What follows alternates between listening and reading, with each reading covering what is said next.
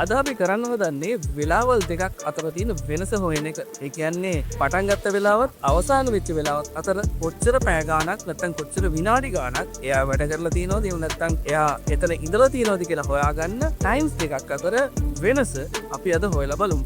ගොඩක් අය මෙන්න මේ ටයිම්ස් දෙකක් අතර තියෙන වෙනස Excel වලින් හොයාගන්න ගියාම වරද්ද ගන්න තැනක්. හැබැයි අපි අද හරියටම දැනගමු කොහොමද මේ ටයිම්ස් දෙකක් අතර තියෙන වෙනස හොයාගන්න කියලා. ඒකට මම මෙතනදී පාවිච්චි කරනවා මෙන්න මේ වගේ ටේබල් එකක්. ඒ ටේබල් එක ඇතුලේ ඔයගලන්ට පේනවා ඉන් ටයිම් එකයි අවුට් ටයිම් එකයි මෙතන පැහැදිලිව දාලා තියෙනවා. ඉතින් ටයිම් වර්ක් තමයි මම දැන් හොයන්න හදන්නේ.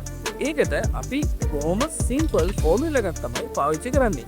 ඉතින් මේ ෆෝමියුලා එක ඔයගොල්ලෝ හරියට දැනගත්තොත් ඔයගොල්ලන්ට තප්පර කීපයක් ඇතුළත මෙතන ටයිම් දෙක අතර තියෙන වෙනස එළියට ගන්න පුළුවන්. මේ වැඩේට මම පාවිච්චි කරනවා මෙන්න මේ වගේ පොඩි ෆෝමියුලා එකක්. සමානයි ටෙක්ස්ට් බ්‍රැකට් එකක් ඕපන් කරා, අවුට් ටයිම් එකේ තියෙන සෙල් එක සිලෙක්ට් කරා, මයිනස් එක දුන්නා, ඉන් ටයිම් එකේ තියෙන සෙල් එක සිලෙක්ට් කරා, කමා එකක් දැම්මා, ඩබල් කමා එකක් දැම්මා, h අකුර double dot m double comma එකක් දැම්මා, බ්‍රැකට් එක වැහුවා. දැන් අපි මේක එන්ටර් කරලා බලමු. දැන් ඔයගලන්ට පේනවා මෙතන එන්ටර් කරපු ගමන් පැය 9ක් විනාඩි 30ක් කියලා අපිට උත්තරයක් ඇවිල්ලා තියෙනවා. හැබැයි සමහර අය මේ වැඩේ කරන්නේ ඔය විදිහට නෙමෙයි. ඒගොල්ලෝ කරන්නේ මෙන්න මේ විදිහට.